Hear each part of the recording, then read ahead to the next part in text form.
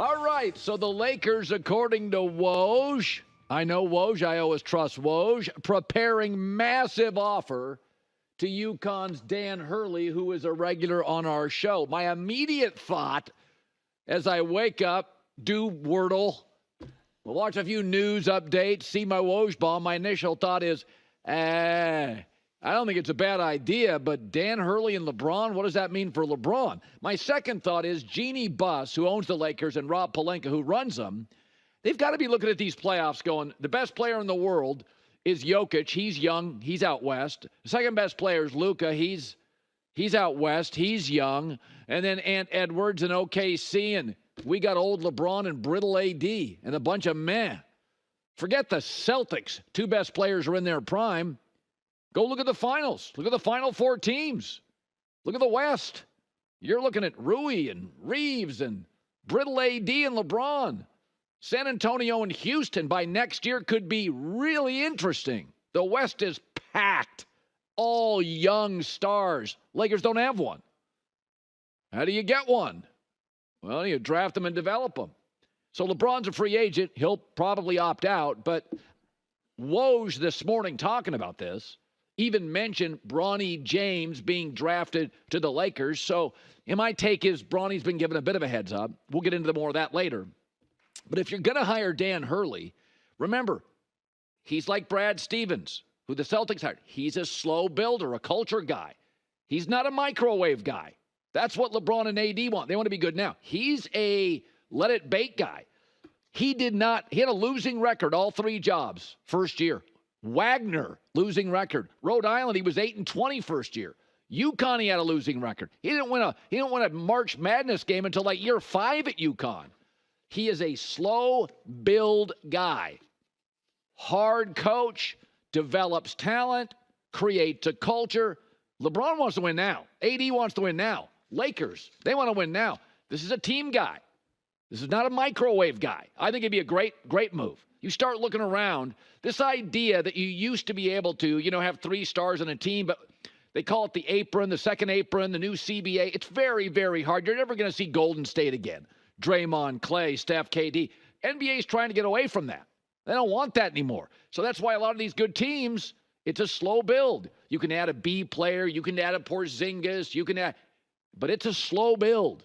That's what the league wants. Players staying in their city. Draft, develop. So Brad Stevens, year 1 with the Celtics, and again, that's my comp, although obviously UConn's a much better program than Butler. But year 1, Brad Stevens was 25-57. It took him 4 years to win a playoff series in the cruddy East. I mean, so if you want to use that as a comp, are you okay? Are you comfortable as a Laker fan with that? I don't think the Lakers are comfortable. I think it'd be great, but I'm looking right now at that Laker roster. The Lakers' history. I've been watching this. You've been watching this. It's very impatient. New York, L.A., Chicago. These owners don't want to be in 4th place very long. You got NFL teams, red-hot Major League Baseball teams, increasingly popular soccer teams. People are distracted in Los Angeles. Are you ready for slow cooking?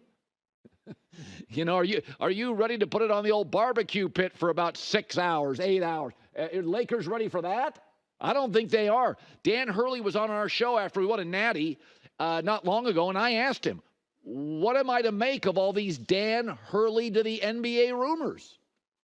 It's certainly flattering, but I've got a long career of turning down jobs or more money to stay in places that that I was happy and that fit me and that provide me the resources to at that level achieve the things you want to achieve. The opportunity to go for a three-peat right now is it's the only thing that is obviously on anyone's mind here. All right, so then we pivot to this, and I have so many thoughts on why Dan Hurley to the Lakers would be great, but I don't think the Lakers are built for it. I think Hurley's built for it. It's like I say about the WNBA and the media. WNBA, those women are built for it. The media can't figure out how to handle it. I think the Lakers couldn't handle it. I think Hurley'd be fine. JJ Redick. So what do we make of JJ Redick? I was just told a week ago he was building a staff. So did he tell the Lakers, no thanks? I mean, let's be honest. JJ Redick, a podcaster currently with LeBron, becoming LeBron's coach, is like a Saturday Night Live skit. It's weird. Does he break down Laker losses? I mean, how does that thing work? It can't possibly work. The players, could be a subversive move. You'd have players that come on, podcast. So, and they just started that business. And LeBron likes his podcast business. Did JJ Redick leak the story? Did the Lakers? I mean, honestly, did the agent for somebody leak the story so Lakers maybe leak it so they get a better deal with JJ Redick? JJ Redick wants 10. Lakers want to play him 6. So they leaked the Dan Hurley story to get JJ Redick to settle down and take a lower contract. I mean, there's so many things don't make any sense here. But I've said this for years. Stuff gets out when people want it out. And remember, JJ Redick was a week ago compiling a staff. The Woj story, language matters. They're just targeting Dan Hurley. They've had preliminary contact, not interviews. They've just had preliminary contact with Hurley and the sides, are planning to escalate discussions. That means they called his agent. And his agent called Dan Hurley and said, would Dan Hurley be willing to discuss this? That's what it sounds like to me. I'm reading this thing. This is, my agent calls me and says, hey, they may call you tomorrow. Would you take the call? Sure. That's what it sounds like. So this got out because somebody wanted it out. Did the Lakers want it out? Because J.J. Redick starts driving up the price.